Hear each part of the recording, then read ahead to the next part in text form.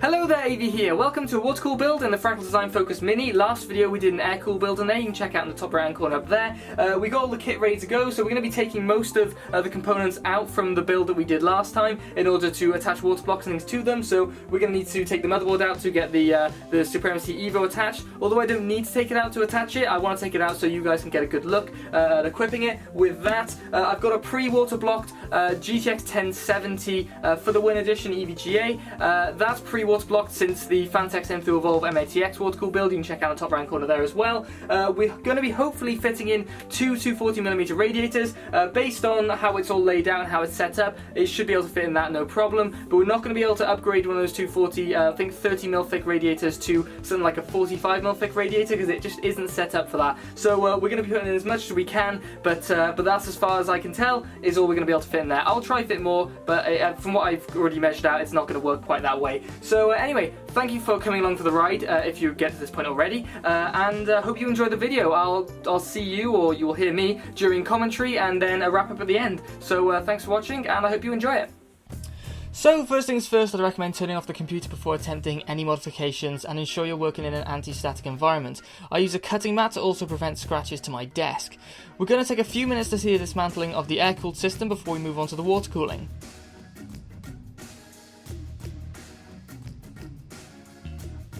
Popping out the GPU is as simple as removing the screws to the rear of the case and pushing the latch to the rear of the PCI Express slot. I generally use a plastic ruler in a micro ATX build due to the tighter workspaces. In order to remove the motherboard, we first need to detach all of the front I/O, power and data connectors. In no particular order, I remove the power, reset and LED headers in one go, then the USB 2.0 header, followed by the audio header. Then I tackled the infamous 24-pin motherboard power connector, which takes a fair bit of wiggling around to get out, which was followed by the 3 SATA data connectors from the 2 hard disk drives and the single SSD. And finally, the USB 3.0 header. In order to gain access to the CPU power connector to the top left of the motherboard, I needed to remove the top 140mm fans, which is no big deal as we need to remove this anyway. I found the Fractal Design filters make cooling substantially louder at speed, so I'd only recommend these on builds that plan to have continuously low fan speeds. Now we have access to the CPU power connectors, we can disconnect them. These two are a little difficult to remove, but I find it gets easier the more you do it. Next we need to remove the other side panel in order to access the plastic clips to detach the front panel. Like I mentioned in the air-cooled video, these ones, unlike others, are soft enough to remove without pliers. Now we've opened up the case as much as possible at this stage, we can move on with dismounting the motherboard. For this motherboard, the MSI Z170M mortar, there are 8 screws to remove, but you may find that other boards have more or less. Be careful when lifting the board out, as you can scrape the side of the case or other components, or even damage a component or two on the motherboard. Go slowly and steadily. Now the motherboard is out, we can dismantle the Hyper 212 Evo box or tower cooler, but first we need to remove one of the RAM sticks in order to remove the fans. And then we can remove the fans to access the screws that connect the X bracket down to the backplate behind the motherboard. After this we can replace the RAM stick and move on to the hold down screws. Please ensure that when you're removing the hold down screws you unscrew in an even fashion like you see here. This maintains an even force on the CPU which will prevent damage. This also prevents you from making one side too loose that you could end up torquing down on the other side if you were to accidentally push it. Now we can move on to the water cooling kit.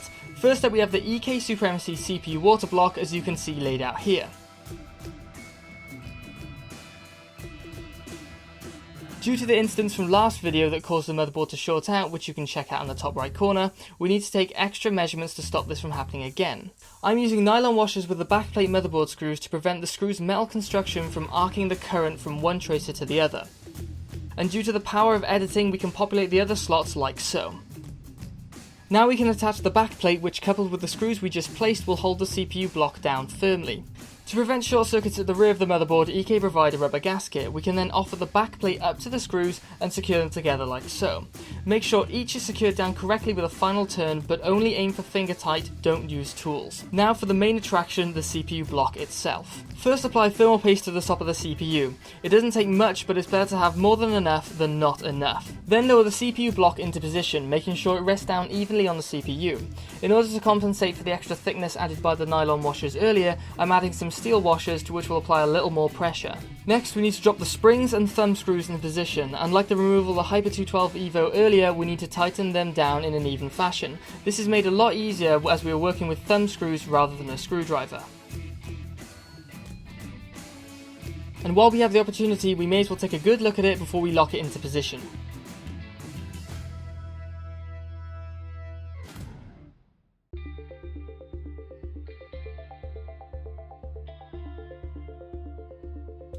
And I'd like to take this opportunity to stress that unless you are well versed in filling and draining a water cooling system, I would turn your power supply unit fan side down. This is sure to prevent any liquid from getting into the power supply unit, causing fatal damage to potentially all of your components. Now we can lower the motherboard into position and secure it in place with the same screws we removed earlier. A nice feature this case comes with is a locating post which will hold your motherboard in place while you go about fixing all the screws.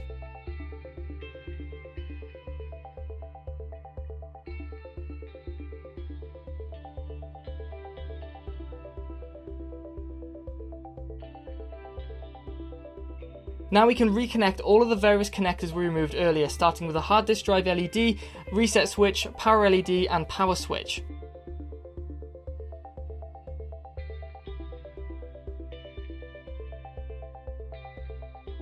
Then the USB 2.0 header, followed by the audio header. Next we have the motherboard power connector, which like its removal takes a fair amount of wiggling to get in. Then we have the USB 3.0, which seems like a stroke of genius in comparison, followed by the 3 SATA data connectors for the 2 hard disk drives and single SSD.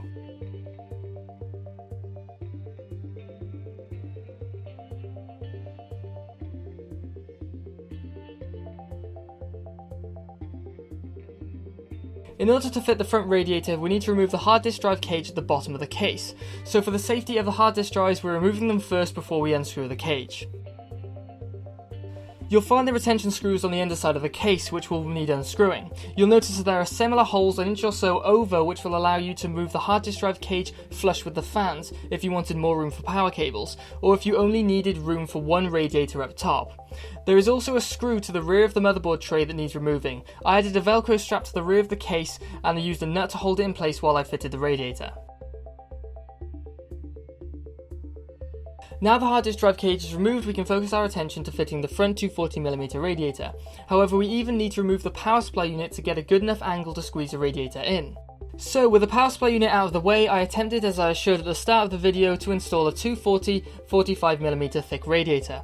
Unfortunately, this case couldn't take the extra width or depth, so I had to settle with a 30mm thick radiator. Unfortunately, we needed to secure the radiator down, so we'll need to unscrew the existing fan screws and replace them with slightly longer screws that come with the radiator.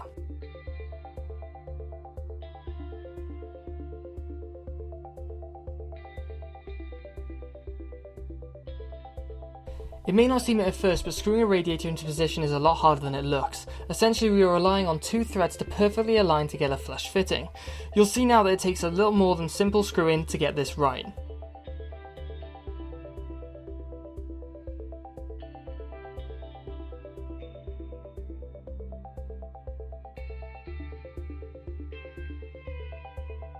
So I have a handy tip. I recommend using smaller screws that come with the radiator to secure the lower half of the radiator. This will help you guide the top screws while you're also dealing with the fan placement. It's no silver bullet to the problem, but it does make it a lot simpler by removing the complexity of an extra step.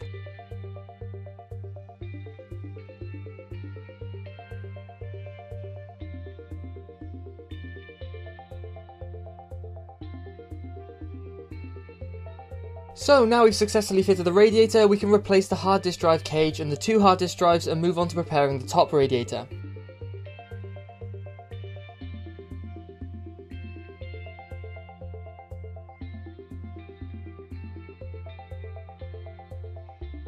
The installation of the top radiator is far simpler than the front. You simply screw the fans into the radiator while it's outside of the case with the long screws provided, and move the radiator inside the case to screw it into position with the short screws provided.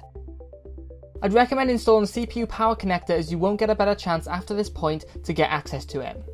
However, in this case you can only install the radiator on top with the fans below due to the drive cage at the front of the case creating a narrow channel in which only the radiator can fit.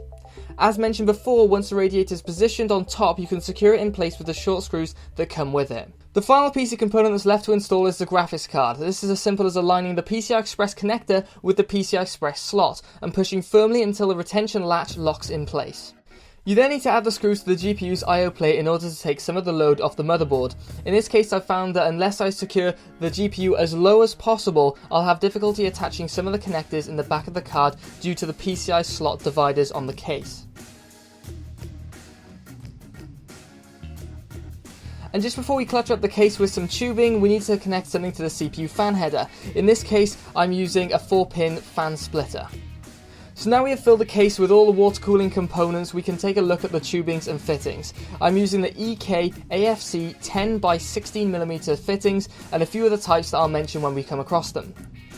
For the CPU block, I'm using a combination of standard and angle adapters. The 90-degree angle adapters connect directly to the CPU block and the standard fittings connect to the angle adapters. The motherboard side of the radiator will be using standard fittings only, as combining it with 90-degree or 45-degree angle adapters will cause a clash with a 120mm fan. For the draining setup, I've decided to connect a ball valve to the underside of the GPU with an angle adapter to conceal it from view. To balance the look, I decided to connect an angle adapter with a plug to the adjacent channel. For good measure, I've connected a plug to the end of the ball valve as well. The front radiator will be used to split the loop between its regular path and the fill port. To keep the build clean, I'm using an angle adapter to store the T-splitter behind the drive bay shroud. So before we install the reservoir, we need to connect the back run of tubing while we still have access to it. I thought it would be useful to show a few connections in case you're new to water cooling, just to let you know what you're getting yourself into. In easy to access areas in the case, you can get away with sliding the collar onto the tubing as usual and brute forcing the tubing onto the fitting. However, in more tight to reach areas, a couple of different techniques can be used to help you out. One way to make getting the tube on more easily is to soak the end of the tubing in hot water. The hot water will expand the tubing, making it easier to slide onto the fitting. However, I find a more successful way is to use some pliers to pry open the tubing. This is a more effective way of expanding the tubing. Just make sure the pliers you're using aren't sharp or dirty to avoid damaging and contaminating the tubing. This run took me several attempts to get just right. There's no problem with having a little too much tubing, but since I'm doing a video about this, I should be showing you the way to how to get it spot on. You're always better off cutting a little too much tubing and trimming it down than cutting too little tubing and trying to make use of a shortcut. To give you a better idea of how the fittings connect to the tubing, here's a closer look. Using the pliers, pry open the tubing to make it looser and easier to connect to the fitting. You then need to slide the fitting's collar over the tubing and then squeeze the tubing over the nozzle of the fitting and screw the collar down. In this case, I've connected an angle adapter to the end of the fitting to help with a tight angle. One of the great features of an angle adapter is the rotary connector, which makes it easier to install, especially when connecting to a hard to reach component. One of the more challenging aspects of water cooling in smaller cases is the size restriction. You can find yourself having to squeeze your hands into tighter places that you wouldn't come across in larger ATX cases. I would recommend going for an ATX case to begin with if you have large hands. So here is the setup for the installation of the reservoir. You may have noticed I've already installed the fill port, but we'll see a little more of that later. A great tip for installing a pump res combo onto a mounting bracket into the case is to use rubber washers with the bolts. This will have a slight acoustic advantage, but personally I find they prevent the bolts from falling out when you're installing it into an awkward position, one less thing to stress about. Due to the size of the reservoir in this case, installing it will take a few steps. You'll want to feed the cable through the slots in the top of the motherboard tray before you secure the bracket into position. Then you can wrangle the complete unit into position, being careful not to scrape the case or make contact with other components. Once it's in position, you can proceed to tighten the top two bolts down with the provided nuts until they hold firm. This will hold the unit in position for now. This is the point where the multi-step installation process becomes more apparent. You'll want to eye up the fittings and cut where you feel is best. Again, it's always better to cut a little too much and tailor it to suit afterwards if required. To make the installation easier, I removed that section of tubing and detached the pump unit. I installed the fittings separately and then screwed the pump to the fitting. This is where rotary fittings would come in handy, but beware, they do have a higher chance of developing leaks due to their moving parts. You can then cautiously wrestle the pump back into its final position. I say cautiously wrestle as you don't want to push too hard on the newly attached fitting as it's connected to further fittings down the line. For those who are curious, this setup won't work with a rear fan. Unfortunately, the fittings from above cause the tubing to the CPU to clash with the bracket too much to be a clean fit. You could turn the radiator around, but that would make it a little more awkward to build and a very cluttered section in the front which would look awful. Now for the final extremely tight step for the pump installation. In order to align the two fittings as well as possible, you'll want to remove the bolts from the pump mount. This will release pressure on the pump, allowing you to turn it. Make sure when fitting the pump into the mount to get the orientation of the bolts to face in an easy to reach location. You really wouldn't want to get to this stage to have to uninstall all of your progress so far. Once you've aligned the fittings, you're going to need to eye up the amount of tubing needed. You want to use the same principles as seen earlier to get this right. However, due to the very tight tolerances here, it's a little more difficult.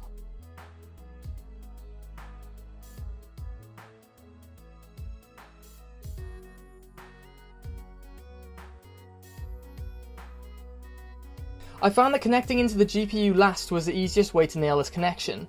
I also found that using a tool to prop up the GPU was helpful to reduce strain on the motherboard as I applied more pressure to this tight connection.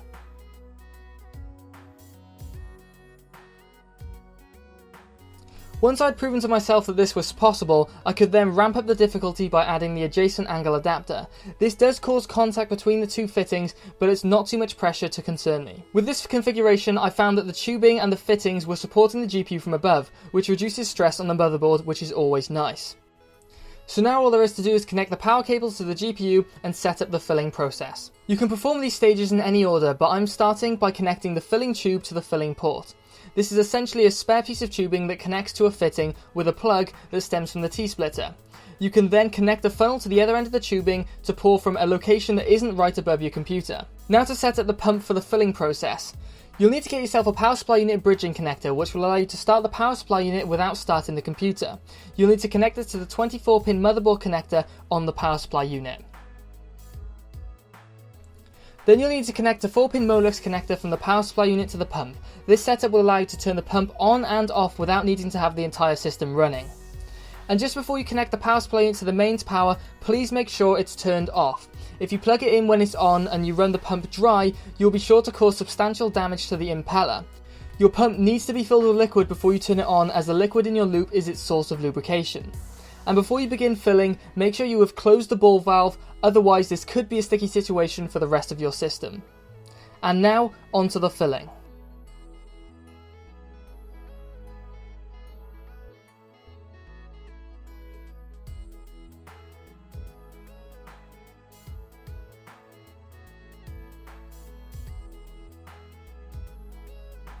Once you've reached a certain stage where your pump and reservoir is full and you can't pour any more liquid in, you'll want to turn the power supply unit on. You'll want to turn it on for a couple of seconds and then turn it off before your reservoir empties. You can then rinse and repeat until you reach a stage where you can't fit any more in.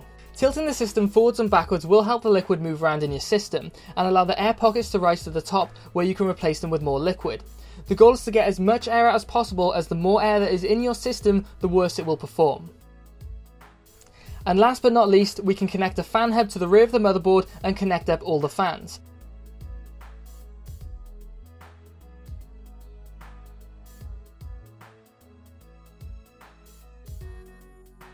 The hub will be controlled by the motherboard CPU fan header, but the pump also needs a clean 4-pin signal. That's why we installed the fan splitter earlier to duplicate the PWM signal. You can learn more about how to and how to not connect your PWM pump to your motherboard in the top right. So now we can replace all the panels and take a quick look at the thermal testing results before we check out the B-roll of the final build.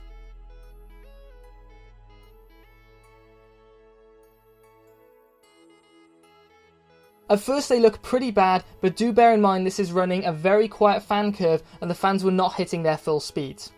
And now for the B-roll.